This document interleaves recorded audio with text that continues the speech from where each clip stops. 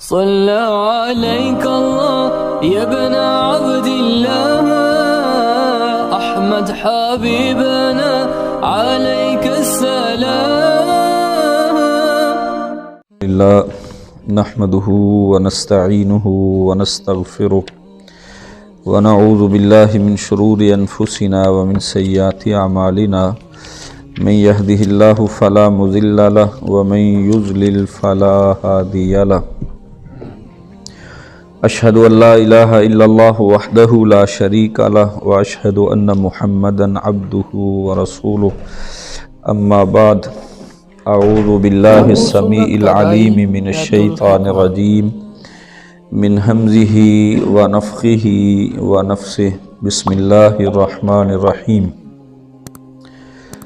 تبارك الذي بيده الملك وهو على كل شيء قدير الذي خلق الموت والحياة ليبلوكم أيكم أحسن عملا وهو العزيز الغفور.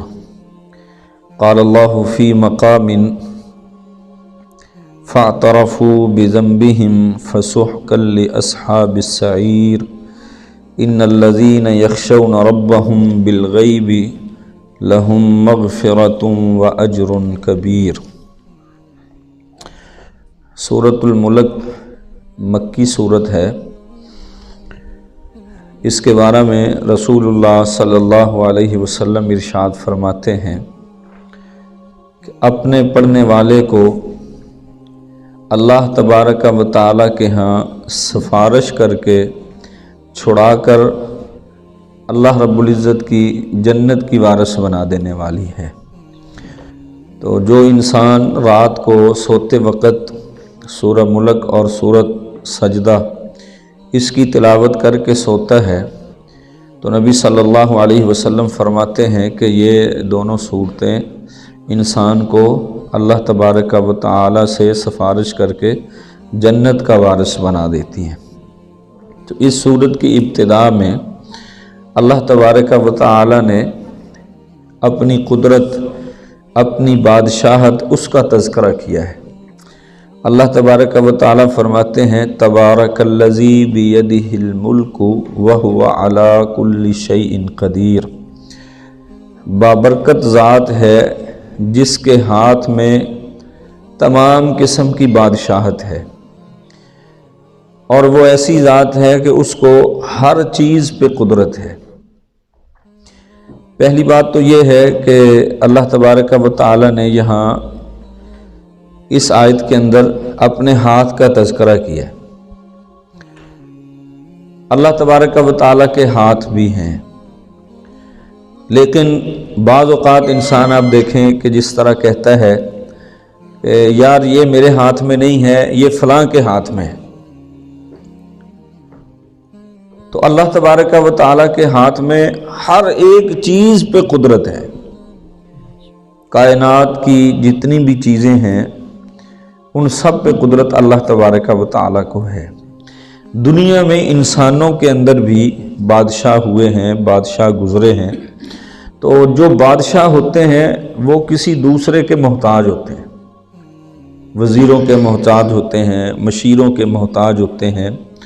اللہ تبارک و تعالیٰ ایسے بادشاہ ہیں کہ یہ کسی کے بھی محتاج نہیں ہیں. اللہ کسی کے محتاج نہیں ہے. کیوں محتاج نہیں ہے؟ کہ ان کو سب پہ قدرت ہے، ہر ایک چیز پہ ان کو اختیار ہے. وہ جو چاہتے ہیں ہو جاتا ہے. اللہ تبارک و تعالیٰ کو کسی سے پوچھنے کی ضرورت نہیں پڑتی. اللہ تبارک و تعالیٰ کسی سے مشورہ نہیں لیتے. اس لیے کہا بابرکت وہ ذات ہے جس کے ہاتھ میں تمام قسم کی بادشاہت ہے اور وہ ہر چیز پر قدرت رکھنے والا ہے. پھر اللہ تبارک و تعالیٰ کا مزید تعارف کروایا جا رہا ہے کہ وہ کیسی ذات ہے، کتنی قدرت ہے اس کے اندر، کتنی طاقت ہے اس مالک کے اندر. تو فرمایا الذی وہ ذات خلقہ جس نے پیدا کیا الموت موت کو والحیات اور زندگی کو. سب سے عظیم کارنامہ ہے یہ. اللہ زندگی کو بھی پیدا کرنے والے ہیں اور موت کو بھی پیدا کرنے والے ہیں۔ اللہ نے اس زندگی کو کیوں پیدا کیا، پھر موت کیوں رکھی؟ انسان زندہ نہیں ہے تو اس سے پہلے بھی مردہ حالت میں ہی ہے، اس کی موت کا تذکرہ ہے۔ اس دنیا فانی کو چھوڑ کے جائے گا، پھر بھی اس کی موت کا تذکرہ ہے۔ تو پہلی موت کے بعد بھی زندگی ہے اور دوسری موت کے بعد بھی زندگی ہے۔ یہ ایک عقیدہ ہے، بہت بڑا عقیدہ ہے، اور اس کے اوپر بڑی بڑی کتابیں بھی لکھی گئی ہیں۔ اس عقیدے کے اوپر بہت سارے لوگ ہیں جو اس کا انکار کرنے والے بھی ہیں کہ قبر کے اندر جب بندہ رکھ دیا جاتا ہے تو پھر وہ زندہ نہیں کیا جائے گا، کیسے زندگی ملتی ہے؟ تو میرے بھائیوں، جو اللہ تبارک و تعالی ہمیں وجود بخش سکتے ہیں، جو ہمیں دنیا میں زندگی بخش سکتے ہیں، کیا وہ دوبارہ اٹھانے پہ قادر نہیں ہوں گے؟ کچھ لوگ ہیں جن کا یہ عقیدہ ہے کہ جب انسان مٹی کے اندر چلا جائے گا، مر جائے گا، اس کا وجود، اس کا جسم وہ کیڑے مکوڑے کھا لیں گے تو اللہ کیسے زندہ کریں گے؟ تو نبی صلی اللہ علیہ وسلم نے فرمایا، اللہ تبارک و تعالیٰ کی یہ جو باقی مخلوقات ہیں جو مردہ کو کھانے والی ہیں، ہر ایک چیز کھا لیں گی، لیکن ایک ایسی ہڈی ہے جو بوسیدہ نہیں ہوگی، کھائی نہیں جائے گی، ختم نہیں ہوگی، وہ بالکل ہی فنا نہیں ہوگی، وہ اپنی حالت کے اندر ہی رہے گی۔ اللہ تبارک و تعالی اس سے جو ہے دوبارہ انسان کو وجود بخشیں گے۔ تو ہر ایک چیز فانی ہے، ہر ایک چیز فانی ہے، فنا ہو جانے والی ہے، صرف اللہ کی ذات کو بقا ہے۔ دنیا میں انسان کی یہ جو زندگی ہے یہ بھی بالکل فانی ہے، فنا ہو جانے والی ہے۔ انسان کا وجود جو ہے یہ بھی فنا ہو جانے والا ہے، یہ باقی نہیں رہے گا۔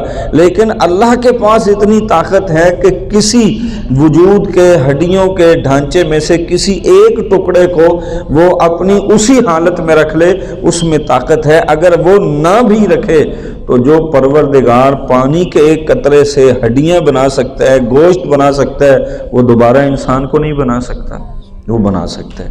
تو فرمایا وہ ایسی ذات ہے کہ جس نے موت کو بھی پیدا کیا اور زندگی کو بھی پیدا کیا۔ لفظ موت اس لیے پہلے کہا گیا کہ انسان کی زندگی سے پہلے موت ہی تھی۔ انسان دنیا میں جب آتا ہے تو پھر اس کی زندگی شروع ہوتی ہے، اس سے پہلے یہ مردہ حالت میں ہی ہوتا ہے۔ تو اس لیے اللہ تبارک و تعالیٰ نے موت سے شروع کیا ہے اور پھر بعد میں زندگی کا تذکرہ کیا ہے۔ تو میرے واجب الاحترام بھائیوں، اللہ تبارک و تعالیٰ نے موت پہلے بیان کر کے بعد میں زندگی بیان کی، یہ ہمارے لیے سمجھنے کے لیے، تاکہ ہم اس سے کوئی چیز حاصل کر سکیں، ہم سمجھ سکیں۔ اور وہ حکمت کی بات کیا ہے اس کے اندر پوشیدہ، وہ یہ ہے کہ انسان کا جب یہ عقیدہ ہوگا نا کہ میں نے مر جانا ہے، تو وہ بڑی سے بڑی تکلیف کے اندر مبتلا ہو کر بھی اللہ تبارک و تعالیٰ کی ناشکری نہیں کرے گا، وہ صبر کر سکتا ہے۔ اس کو پتہ ہے کہ بیماری جتنی بھی آئے گی یا میں جتنا بڑا مجرم بن جاؤں، موت مجھے آنی ہے، اس کے دل میں اللہ کا ڈر پیدا ہو جائے۔ وہ تکلیف میں مبتلا ہے، اذیت کے اندر مبتلا ہے، تو اس کا یہ عقیدہ ہونا چاہیے کہ یہ دنیا کی اذیت موت ختم کر دے گی، دنیا کی اذیت کو موت ختم کر دے گی، اس کے بعد موت آنی، میں نے ہمیشہ اذیت میں زندگی بسر نہیں کرنی ہے، موت سب کچھ ختم کر دیتی۔ اس لیے لفظ موت کو اللہ تبارک و تعالیٰ پہلے لائے ہیں۔ وہ ایسی ذات ہے جس نے موت کو بھی پیدا کیا اور زندگی کو بھی۔ اب یہ جو زندگی ہے یہ بھی اللہ کی مخلوق ہے، اور موت جو ہے یہ بھی اللہ کی مخلوق ہے۔ اس کا خالق کون ہے؟ اللہ تبارک و تعالیٰ ہی ہے۔ اللہ نے یہ جو دنیا کی ہمیں زندگی دی ہے کیوں دی ہے، اس کا مقصد کیا ہے؟ ایک تو اللہ تبارک و تعالیٰ نے قرآن مجید میں دوسرے مقام پہ فرمایا وَمَا خَلَقْتُ الْجِنَّ وَالْإِنسَ إِلَّا لِيَعْبُدُونَ، جن و انس کی تخلیق ہم نے اس لیے کی ہے تاکہ ہم اس سے عبادت کروائیں، یہ اللہ کی عبادت کرے، اللہ کی بندگی کا حق ادا کرے۔ یہاں اللہ تبارک و تعالیٰ نے کیا فرمایا ہے؟ لِيَبْلُوَكُمْ أَيُّكُمْ أَحْسَنُ عَمَلًا، یہ دنیا کی زندگی دے کر میں آزماؤں گا، ان کی آزمائش کروں گا کہ آزمائشوں میں رہتے ہوئے یہ اچھے عمل کرنے والے ہیں کہ نہیں، کون ان میں سے احسن عمل کرتا ہے، اچھا عمل کرتا ہے۔ اب یہ احسن اچھا عمل کیوں کہا اللہ تبارک و تعالیٰ نے؟ اس بات کو بھی ہم اس انداز کے ساتھ سمجھ سکتے ہیں کہ اللہ تبارک و تعالیٰ نے فرمایا ہے اطیعوا اللہ و اطیعوا الرسول، اللہ کی اطاعت اور اس کے رسول کی اطاعت۔ ہر عمل اچھا نہیں ہو سکتا، ہر عمل اچھا نہیں ہو سکتا، وہی عمل اچھا ہوگا جو قرآن و سنت کے مطابق ہوگا۔ جو قرآن و سنت کے مطابق نہیں ہوگا وہ عمل اچھا نہیں ہوگا۔ تو اللہ تبارک و تعالیٰ اس لیے فرماتے ہیں کہ ہم زندگی دے کر آزمائش کریں گے تاکہ تمہیں دیکھ سکیں کہ تم میں اچھے عمل کرنے والا کون ہے۔ اچھا، اللہ آزمائشیں کس طرح کرتے ہیں؟ اللہ کی آزمائشیں کیا ہیں؟ ایک مقام پہ اللہ رب العزت فرماتے ہیں وَلَنَبْلُوَنَّكُمْ بِشَيْءٍ مِّنَ الْخَوْفِ، اللہ خوف سے آزمائش کرتے ہیں، وَالْجُوعِ بھوک سے آزمائش کرتے ہیں، وَنَقْصٍ مِّنَ الْأَمْوَالِ مال کی کمی دے کر اللہ رب العزت آزمائش کرتے ہیں، وَالثَّمَرَاتِ پھلوں میں سے، یہ پھل انسان کا رزق ہے نا، انسان کھاتا ہے، تو اس کی کمی دے کر کے اللہ تبارک و تعالی وہ آزمائش کرتے ہیں۔ پکی پکائی فصلیں، باغات تباہ و برباد ہو جائیں، ٹھیک ہے، بالکل فصل تیار ہو، پکی ہوئی ہو، تو اچانک آندھی آ جائے، اس کے باغ کے اوپر جتنا بھی پھل ہے وہ سارے کا سارا نیچے گر جائے، یا کوئی اور مخلوق اس کو استعمال میں لے آئے، یا آگ لگ جائے، تو اللہ تبارک و تعالیٰ دیکھیں گے کہ اس آزمائش میں یہ بندہ ثابت قدمی اختیار کرتا ہے کہ نہیں کرتا، یہ بندہ اللہ رب العزت کا شکر ادا کرتا ہے یا بے صبری کا مظاہرہ کرتا ہے۔ تو اس لیے اللہ تبارک و تعالیٰ نے فرمایا وَنَقْصٍ مِّنَ الْأَمْوَالِ وَالْأَنفُسِ وَالثَّمَرَاتِ، اللہ تبارک و تعالیٰ مال میں، جان میں، پھلوں میں کمی کر کے، اب نفس سے کیا مراد ہے؟ اللہ جان میں کیا کمی کریں گے مثال کے طور پہ؟ اب اس کو آپ اس انداز کے ساتھ سمجھ لیجئے، کیونکہ یہ ہمارا لیکچر ہی ہوتا ہے سمجھانے کے لیے تاکہ ہم سب کی اصلاح ہو جائے۔ اب دیکھیے، اللہ تبارک و تعالی ہمیں اولاد کی نعمت سے نوازتے ہیں۔ ہماری اولاد ہماری جان ہے، ہر والدین کی وہ جان ہوتی ہے، ہماری زندگی ہماری جان ہے۔ ہمارے ذہن کے اندر بڑی خواہشات ہوتی ہیں کہ میں اسکول میں جا رہا ہوں، پھر کالج میں جاؤں گا، پھر میں جناب لیکچرار لگ جاؤں گا، پروفیسر بن جاؤں گا، پھر اپنے اہل خانہ کے لیے جو ہے وہ بہت سارا پیسہ اکٹھا کر کے لے آؤں گا، انسان کی زندگی ختم ہو جائے، کتنی تکلیف ہوتی ہے۔ اللہ تبارک و تعالیٰ اولاد کے بارے میں والدین جو ہیں وہ بڑے بڑے خیالات رکھیں کہ میرا بیٹا بڑا ہو جائے گا، میں اس کے لیے یہ بھی لاؤں گا، یہ بھی لاؤں گا، یہ ہمارا سہارا ہوگا، ماں کی گود میں دودھ پیتا بچہ ہی مر جائے۔ پھر اللہ رب العزت آزماتے ہیں ہر حوالے سے۔ تو اسی اللہ رب العزت فرماتے ہیں مال میں، جان میں، پھلوں میں، یہ جو تمہارا رزق ہے نا، اس میں سے کمی کر کے میں تمہیں دیکھنا چاہتا ہوں کہ کون ہے جو صبر کرنے والا ہے۔ اللہ فرماتے ہیں بشارتیں کن لوگوں کے لیے؟ وبشر الصابرین، بشارتیں ان کے لیے جو صبر کرنے والے۔ جہاں اللہ تبارک و تعالیٰ فرماتے ہیں کہ میں نے تمہاری آزمائش کرنی ہے، دیکھنا کیا ہے اللہ نے کہ تم میں سے اچھے عمل کرنے والا کون ہے، صالح عمل کرنے والا کون ہے، قرآن و سنت کی بنیاد پہ عمل کرنے والا کون ہے، صابر انسان کون ہے۔ وَهُوَ الْعَزِيزُ الْغَفُورُ، اللہ تبارک و تعالی عزیز ہیں، غالب ہیں، بڑے ہی زبردست ہیں اللہ تبارک و تعالی، اور بخشنے والے بھی ہیں۔ یعنی کہ اتنی طاقتوں کے باوجود اللہ تبارک و تعالی کسی بندے پہ بھی ظلم نہیں کرتے ہیں، اللہ ظالم نہیں ہے۔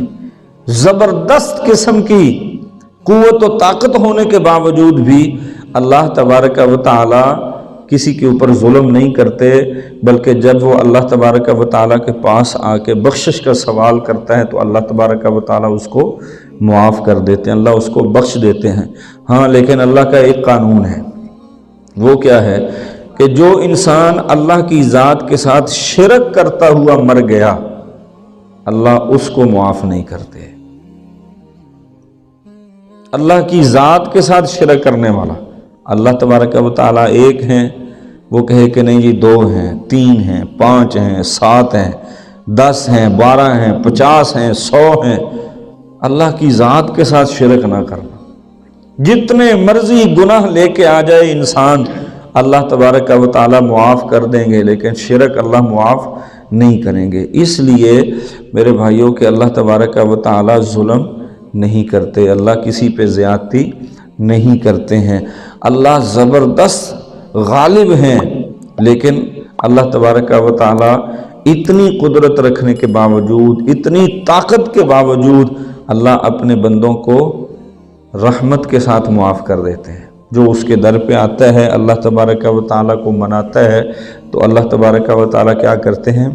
اس کو بخش دیتے ہیں۔ پھر اللہ تبارک و تعالیٰ اپنی ذات کا ایک اور انداز کے ساتھ تعارف کرواتے ہیں، الذی خلق سبع سماوات طباقا۔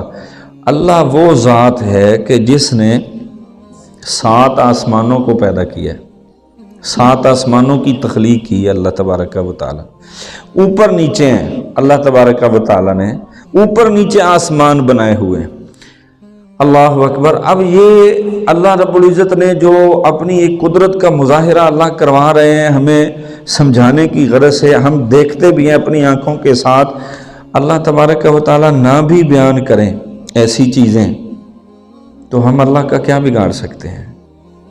کچھ نہیں بگاڑ سکتے ہم اللہ تبارک و تعالیٰ کا، لیکن اللہ اپنی ذات کو اس انداز کے ساتھ متعارف کروا رہے ہیں کہ پیچھے اللہ تبارک و تعالیٰ نے فرمایا کہ وہ ایسی ذات ہے جس نے موت کو اور زندگی کو پیدا کیا ہے۔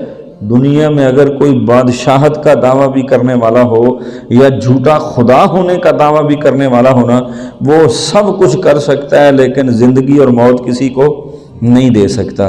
اگر کوئی بڑے سے بڑا کذاب لعین قسم کا انسان وہ رب ہونے کا دعویٰ کر دینا، تو اللہ تبارک و تعالیٰ اس لیے سمجھا رہے ہیں کہ میں نے یہ 7 آسمان بنائے ہیں اوپر نیچے۔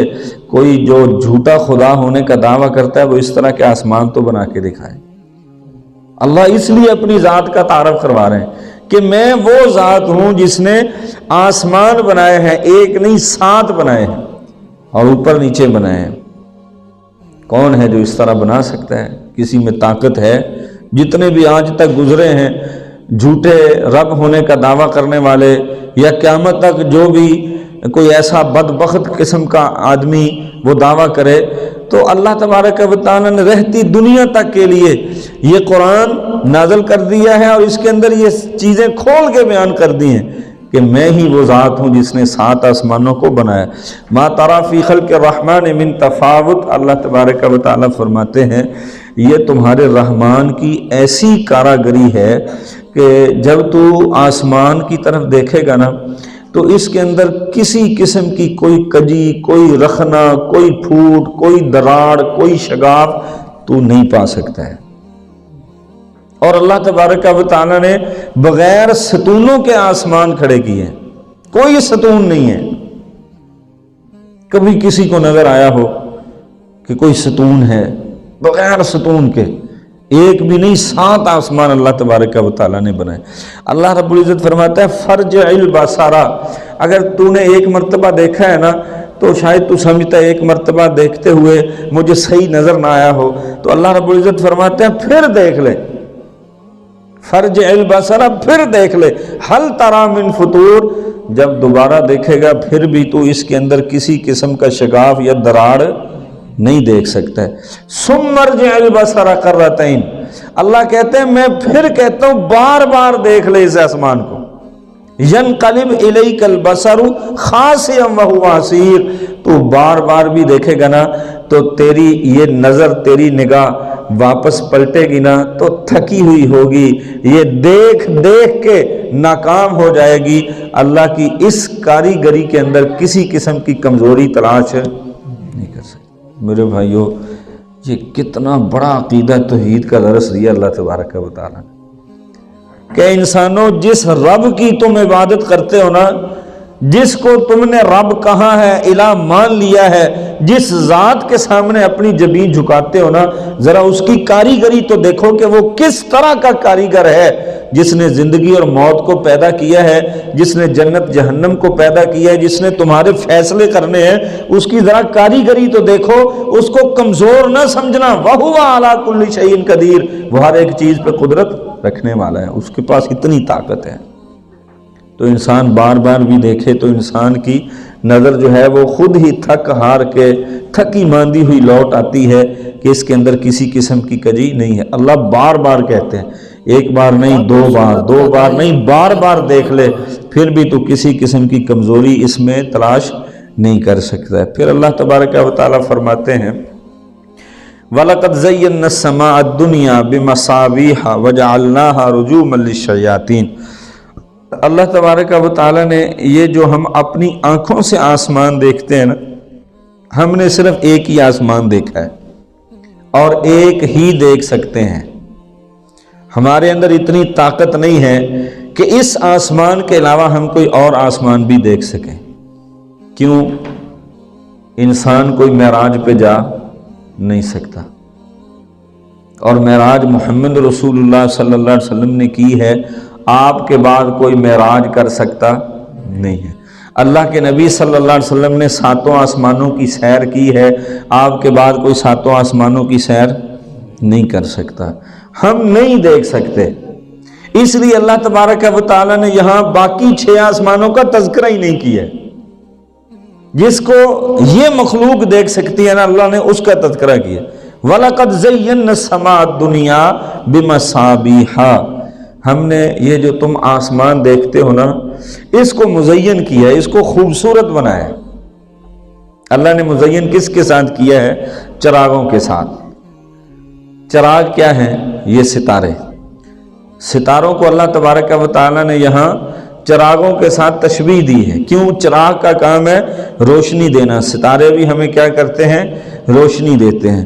اور اللہ فرماتے ہیں وَجَعَلْنَاهَا رُجُومًا لِلشَّيَاطِينِ، ہم نے ان ستاروں کو روشنی بھی بخشی ہے اور شیاطین کو مارنے کا کام بھی ہم ان سے لیتے ہیں۔ اللہ کیوں لیتے ہیں؟ اس لیے کہ جب اللہ تبارک و تعالیٰ کے فرشتے آپس میں بات کرتے ہیں نا، تو یہ شیاطین سن لیتے ہیں۔ تو یہ جتنے بھی لوگ ہیں نا کالا جادو وغیرہ کرنے والے، شیاطین ان کو کوئی نہ کوئی ایسی خبر دیتے ہیں، کیونکہ یہ خود شیطانی عمل کرنے والے ہیں، یہ شیطان کے ہی پیروکار ہیں، تو یہ شیطانی ہی کرتے ہیں۔ تو شیاطین جو ہیں وہ ان کے ساتھ شیطانیاں کرتے ہیں، اللہ تبارک و تعالیٰ ان کو مارتے ہیں۔ ٹھیک ہے، اب یہ باتیں سن کے کوئی نہ کوئی خبر ان تک پہنچتی ہے، بہت زیادہ یہ ٹیوے لگاتے ہیں، تو پھر دوسروں کے گھر برباد کر دیتے ہیں، دوسری کی عزتوں کو نیلام کر کے رکھ دیتے ہیں، نہ ان کے پاس دولت چھوڑتے ہیں، نہ ان کے پاس عزت چھوڑتے ہیں۔ اللہ تبارک و تعالیٰ اس لیے ان ستاروں سے مارنے کا کام بھی لیتے ہیں۔ اور اللہ تبارک و تعالیٰ فرماتے ہیں وَآتَدْنَا لَهُمْ عَذَابَ السَّعِيرِ، یہ جو عذاب ہے نا، اللہ اکبر، زیادتی کرنے والے لوگوں کے لیے ہے، جو زیادتی کرتے ہیں۔ اللہ کسی کو عذاب نہیں دیتے، اللہ چاہتے ہی نہیں ہے کہ میرا بندہ ہو اور میں اس کو عذاب دوں، اللہ چاہتے ہی نہیں ہے، اللہ کی خواہش ہے ہی نہیں۔ اللہ رب العزت نہیں چاہتے کہ اللہ کا بندہ وہ جہنم کے اندر چلا جائے، جہنم کی آگ میں جلے، لیکن کب جائے گا؟ جب یہ اللہ کی نافرمانی کرے گا، اللہ کی معصیت کرے گا، یہ زیادتی کرے گا اپنے آپ کے ساتھ، پھر اللہ تبارک و تعالیٰ کو غصہ آتا ہے۔ انسان اپنی بدعمالیوں کی وجہ سے اللہ تبارک و تعالیٰ کو ناراض کر کے جہنم کا ایندھن بنتا ہے۔ ایسا ممکن ہی نہیں ہے کہ انسان اللہ کی خوشنودی والے اعمال کرے اور اللہ تبارک و تعالیٰ اس کو جنت سے محروم کر دے، ایسا ممکن ہی نہیں۔ اللہ اکبر، بھڑکتی ہوئی آگ اسی انسان کے لیے ہوتی ہے جو ظلم و زیادتی کرنے والا ہوتا ہے۔ اور اللہ تبارک و تعالیٰ فرماتے ہیں یہ ان لوگوں کے لیے ہے وَلِلَّذِينَ كَفَرُوا بِرَبِّهِمْ عَذَابُ جَهَنَّمْ، جنہوں نے اپنے رب کے ساتھ کفر کیا۔ اب رب کا تعارف پیچھے ہو چکا ہے نا کہ اللہ وہ ذات ہے، ایسی بابرکت ذات ہے جس کے ہاتھ میں तमाम किस्म की बादशाहत है और उसके पास इतनी ताकत व कुव्वत है कि हर चीज़ को एक ही वक्त में हुक्म दे के जो चाहे मर्जी करवा ले, कोई उससे पूछ नहीं सकता, वो किसी से मशवरा लेने का भी मोहताज नहीं है। इतने इख्तियारात अल्लाह तबारक व तआला के पास हैं। फिर वो मौत व हयात का पैदा करने वाला है, फिर वो परवरदिगार ऐसा है इंसानों की आजमाइश करने वाला है, वो गालिब है, ज़बरदस्त किस्म का बख्शने वाला भी है। फिर उसने आसमानों को भी पैदा किया है, फिर उस आसमान में तो किसी किस्म की कजी भी तलाश करने वाला नहीं है। फिर उसने आसमान दुनिया को सितारों के साथ मुज़य्यन भी किया है। अल्लाह सितारों से शयातीन के मारने का काम भी लेते हैं। इतना तारुफ करवाने के बाद अल्लाह तबारक व तआला फरमाते हैं, ये मैं जिस ज़्यादती का तज़किरा कर रहा हूँ ना, कि जिस बुनियाद पे जहन्नम का ईंधन बनेंगे इंसान, फरमाया उसका सबब क्या होगा, क्यों बनेंगे, वलिल्लज़ीना कफ़रू बिरब्बिहिम, अपने रब के साथ कुफर करने वाले होंगे, अल्लाह की ज़ात का इनकार करने वाले।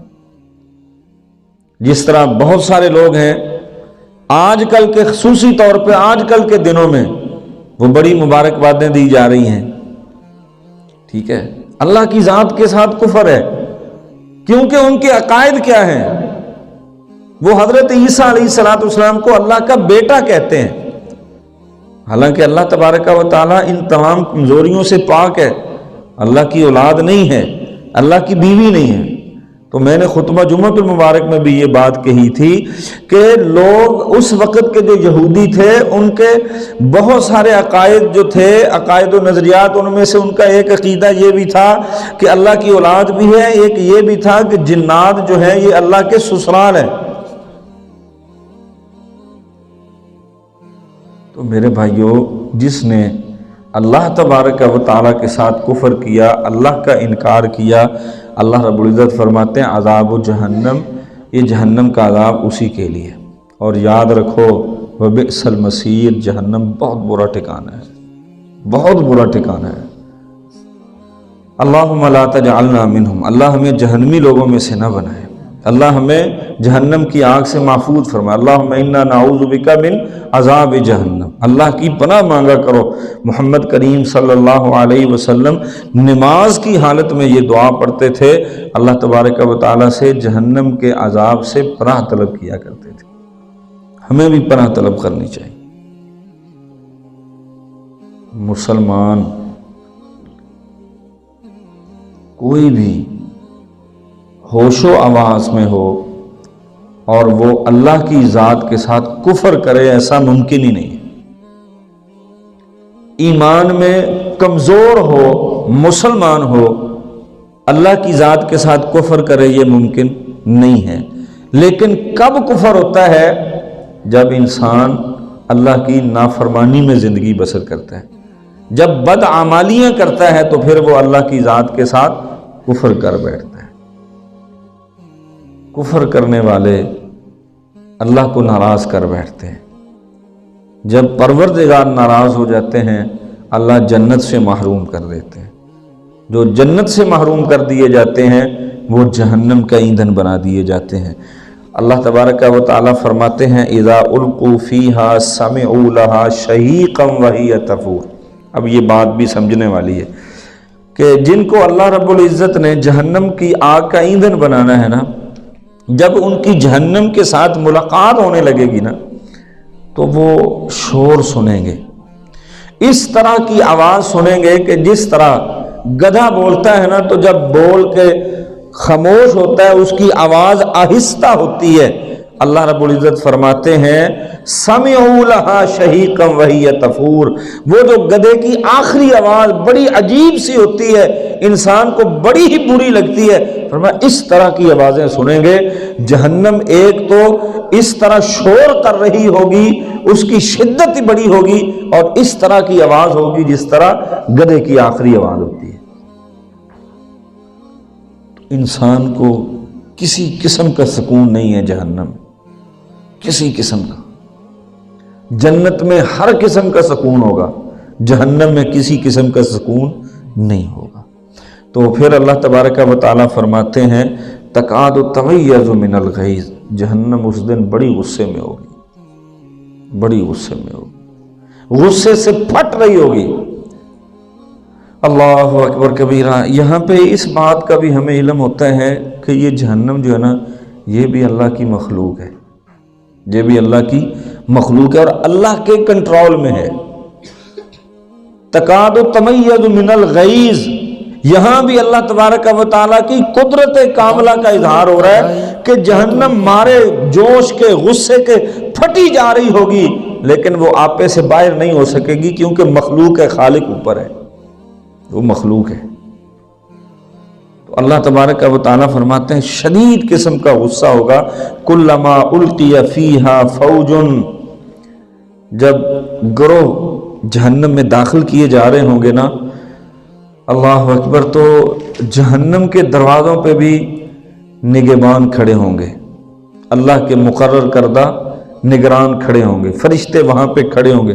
सअलहुम खज़नतुहा, वो सवाल करेंगे जो जहन्नम में जा रहे होंगे, जिनको जहन्नम का ईंधन बनाया जा रहा होगा, उनसे सवाल करेंगे अलम यातिकुम नज़ीर, तुम्हारे पास कोई डराने वाला नहीं आया था। अल्लाह अकबर। और मेरे भाइयों, वल्लाह मैं तो अपने आप को कहता हूँ बहुत गुनाहगार हूँ, बहुत गुनाहगार हूँ।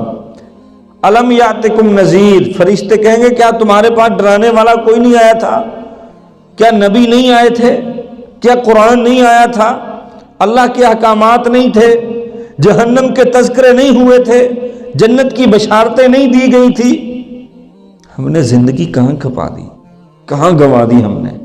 शब व रोज़ लैलो नहार जब हम गुस्से में होते हैं, जब अदावतें हमारे अंदर होती हैं, जब हसद बुग़्ज़ कीना नफ़रत और इंतकाम की आग में जल रहे होते हैं, जब एक दूसरे को, आज देख लो मुआशरे में कितना कत्ल है, कत्ल करने का इरादा लेके निकलते हैं, जब किसी की इज्जत के साथ खिलवाड़ करने के लिए निकलते हैं, जब किसी की बेटी की जो के बाइज्जत है उसकी आबरूरेज़ी करने के लिए जब निकलते हैं, अलम यातिकुम नज़ीर, कोई डराने वाला नहीं आया था जिसने डराया हो।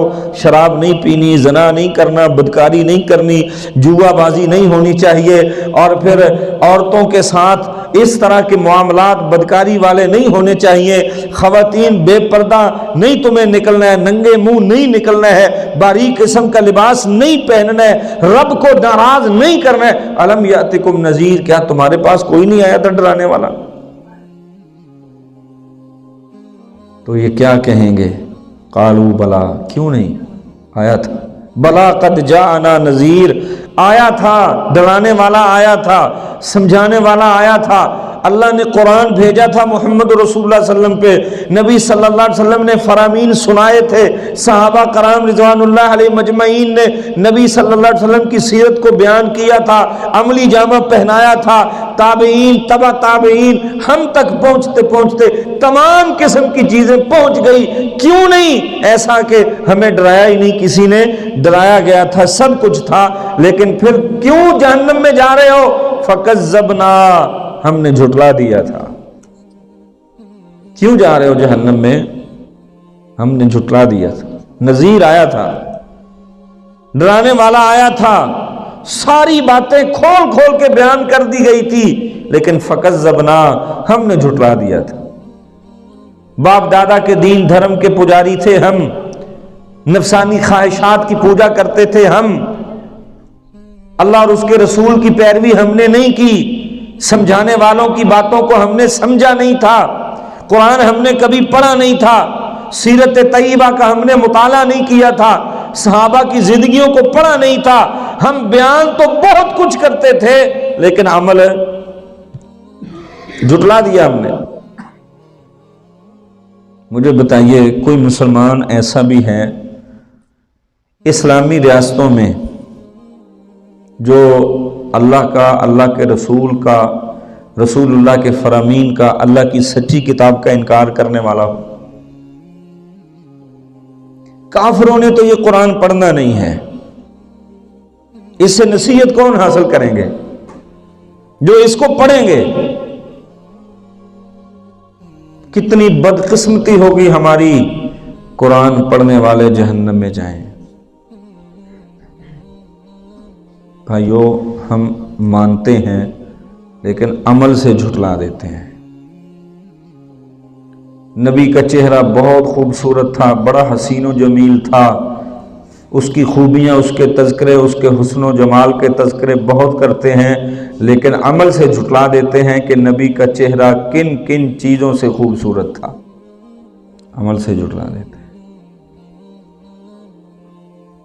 نبی کا راتوں کا عمل کیسا تھا، نبی کی تجارت کیسی تھی، نبی کا اخلاق کیسا تھا، نبی کے معاملات کیسے تھے، رشتہ داروں کے ساتھ ملنا جلنا کیسا تھا، حسن سلوک کیسا تھا، آداب کیسے سکھائے محمد رسول اللہ صلی اللہ علیہ وسلم نے، کھانا کیسے کھایا تھا، مجلس اٹینڈ کیسی کی تھی، مجلس میں کیسے بیٹھنا ہے، چھوٹے بڑوں کے ساتھ شفقت پیار محبت کیسے کرنی ہے، سب کچھ ہم نے سن لیا پڑھ لیا، لیکن مانا نہیں، عمل سے ہم نے انکار کر دیا، عمل سے ہم نے جھٹلا دیا۔ وہ کہیں گے فَكَذَّبْنَا، جھٹلا دیا تھا ہم نے۔ کوئی ایسی چیز نہیں ہے جو اللہ تبارک و تعالی نے نازل نہ کی ہو، ہر ایک چیز نازل کر دی، جھٹلا دیا انہوں نے، کھول کھول کے بیان کر دی اللہ تبارک و تعالی نے۔ انسانیت کو گمراہی کے راستوں پہ بچانے کے لیے انبیاء کو کائنات مبعوث کر دیا اللہ تبارک و تعالی نے، لیکن جھٹلا دیا، نہیں مانا، انکار کر دیا۔ اللہ تبارک و تعالی فرماتے ہیں اسی سبب تو یہ بہت بڑی گمراہی کے اندر مبتلا ہے، بہت بڑی گمراہی۔ واللہ سچی بات ہے میرے بھائیوں، بہت ڈر لگتا ہے۔ میں اور آپ بھی سمجھ سکتے ہیں جب ہم اللہ کی نافرمانی کر رہے ہوں تو اس وقت ہمیں اپنے ایمان کا لیول چیک کر لینا چاہیے کہ میں بہت بڑی گمراہی میں مبتلا ہوں، میں جتنا مرضی اپنے آپ کو مطمئن کرتا رہوں، مجھے اللہ اور اس کے رسول سے بڑا پیار ہے، جب عمل سے پیار ثابت نہیں ہوگا تو ہم گمراہی میں ہی ہیں، ہم صراط مستقیم پہ نہیں ہیں۔ اللہ اکبر۔ فاعترفوا بذنبہم، پھر آگے اللہ کہیں گے وقالوا لو كنا نسمع او نعقل۔ اب یہ جہنم میں جانے والے نا جنہوں نے کہہ دیا ہے کہ ہم نے جھٹلا دیا، وہ خود کہیں گے وقالوا لو كنا نسمع او نعقل، کان رکھنے کے باوجود ہم سنتے نہیں تھے، عقل ہونے کے باوجود ہم سمجھتے نہیں تھے۔ کان ہیں، سنتے ہیں، لیکن سمجھتے نہیں۔ عقل ہے، ہر ایک چیز کی بصیرت ہے، لیکن سمجھتے نہیں ہیں، آنکھوں سے دیکھتے ہیں لیکن سمجھتے نہیں ہیں۔ لو کنا نسمع او نعقل ما کنا فی اصحاب السعیر، یہی تو وہ ہیں جو جہنم میں جانے والے ہیں۔ صاحب سعیر لوگ یہی ہیں، کان ہیں لیکن سنتے نہیں، دماغ ہے لیکن عقل نہیں ہے، عقل ہے تو استعمال کرتے نہیں ہیں، وہ سمجھتے نہیں ہیں۔ آج کتنوں کے جنازے ہم نے اپنے کندھوں پہ اٹھائے، ہم نے اپنی زندگیوں میں تبدیلی پیدا کی۔ ان کانوں کے ساتھ کتنوں کے جنازوں کے اعلان سنے ہم نے اپنی زندگیوں میں تبدیلی پیدا کی۔ انہی کانوں کے ساتھ کتنے روڈ ایکسیڈنٹ ہم نے سنے، کتنے رشتہ دار اعزاء و اقربا ان حادثوں کا شکار ہوئے، ہمیں خبریں ملی، موبائل کے ذریعے ہم نے سن لیا، اخبارات میں ہم نے پڑھ لیا، کسی بتانے والے نے ہمیں بتا دیا، لیکن ہم نے اپنے آپ میں تبدیلی نہیں کی۔ کل قیامت کو یہی جواب ہوگا جو جہنم میں جانے والے ہوں گے۔ اللہ اکبر۔ اللہ رب العزت فرماتے ہیں فَاعْتَرَفُوا بِذَنبِهِمْ فَسُحْقًا لِأَصْحَابِ السَّعِيرِ۔ اللہ کے ہاں اپنے گناہ کا اعتراف بندہ کرے گا ہی کرے گا۔ دنیا میں ہم نہیں مانتے اپنا گناہ، نہ مانیں، دنیا کے انسانوں کو دھوکہ دے سکتے ہیں، اللہ کو دھوکہ نہیں دیا جا سکتا۔ کیوں نہیں دیا جا سکتا؟ آخر کیا وجہ ہے؟ اللہ اکبر۔ انسان کمزور ہے، اللہ کمزوریوں سے پاک ہے۔ انسان سے چیزیں اوجھل ہو سکتی ہیں، اللہ سے اوجھل نہیں ہو سکتی۔ انسان کچھ چیزوں پہ قدرت رکھتا ہے, کچھ پہ نہیں رکھتا. یہ انسان کی کمزوری ہے, لیکن اللہ کی کمزوری نہیں ہے کہ وہ کچھ پہ قدرت رکھے اور کچھ پہ اس کو قدرت ہی نہ ہو. اللہ کو ہر چیز پہ قدرت ہے. اللہ فرماتے ہیں انسان قیامت کے دن کیا ہوگا, تیرے اس منہ کے اوپر مہر لگا دی جائے گی, تیرے کان بول کے کہیں گے, تیری آنکھیں کہیں گی, تیرے ہاتھ گواہی دیں گے, تیرے قدم بتلا دیں گے, تیرے جسم کا ہر حصہ بتلا دے گا اللہ تبارک و تعالیٰ کو, اللہ اس نے میرے ساتھ یہ نافرمانی کی ہے. کہاں جائیں گے ہم؟ اللہ اکبر. فاعترفوا بذنبہم, وہاں اعتراف کے سوا اور کوئی چارہ ہی نہیں ہوگا. اللہ وہاں بھی اعتراف کروائیں گے جرم کا. جب اعتراف کر لوگوں کے سامنے, اب کیوں کروائیں گے اللہ کو تو پتہ ہے یہ گناہ گار ہے. اللہ ہم سے اب میدان لگا ہوا ہے, وہاں پہ لوگ جو ہیں وہ ان کے فیصلے کیے جائیں گے, یہ جہنمی ہے یہ جنتی ہے, لوگ دیکھ رہے ہوں گے, برہنہ حالت میں ہوں گے, بڑا شدید قسم کا دن ہوگا. اللہ اکبر کبیرہ. اللہ کیوں اعتراف کروا رہے ہیں؟ یہاں پہ اللہ کی رحیمی بیان کی جا رہی ہے.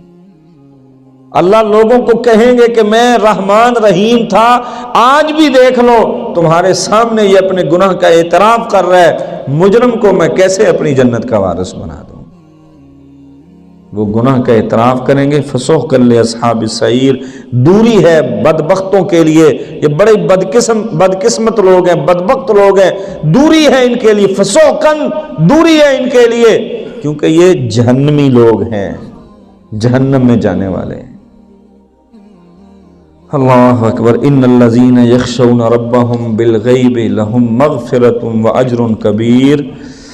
بے شک جو اللہ تبارک و تعالیٰ سے ڈر جاتے ہیں نا, جو اپنے پروردگار سے ڈرنے والے ہیں.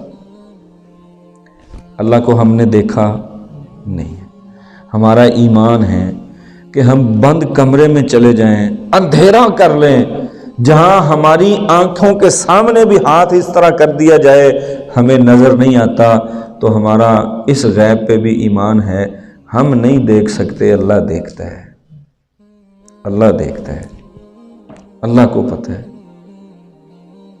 اللہ تبارک و تعالیٰ فرماتے ہیں جو ڈر جاتے ہیں نا اپنے پروردگار سے, لہم مغفرۃ واجر کبیر, ان کے لیے بخشش بھی ہے اور اجر بھی بہت بڑا ہے, بہت بڑا اجر ہے. تو میرے واجب الاحترام بھائیوں, بزرگوں, کلاس میں آنے والے بھائیوں, لیکچر سننے والوں, آپ کو بیان کرتے ہوئے میری بھی بہت اصلاح ہو جاتی ہے, اور میں اس امید کے ساتھ کرتا ہوں اللہ سب سے پہلے میری اصلاح فرما دے, پھر سامعین کی اصلاح فرما دے. بہت گناہ گار ہیں ہم, بہت گناہ گار ہیں.